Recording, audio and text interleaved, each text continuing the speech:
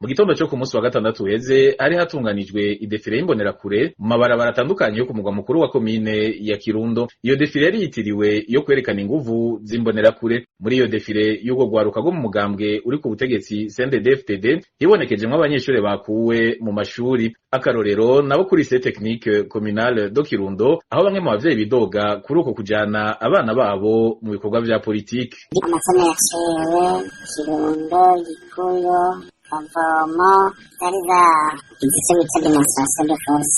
Twarabasha no kubona urwaruka rwo kuri RTS lycée technique communale Kirundo, abana bari babambitse imyambaro y'umutambo baje muri defile. Abo banyagihugu banidoga kandi ko ivyo bikorwa vyajanywemwo abana babo babujijwe kwiga bihagarariwe na bamwe mu barezi. Twitabiriye intwari Jean Bosco rero niwe Mwakadere kwamira kwa n'imbonerakure niyo ngaha mu gisagara ca Kirundo, niwe yabaza abana nk'amayetide bakoze mene n'abaprofeseri bafise amakuru uwo munsi ntibayigishije abana baca batwara.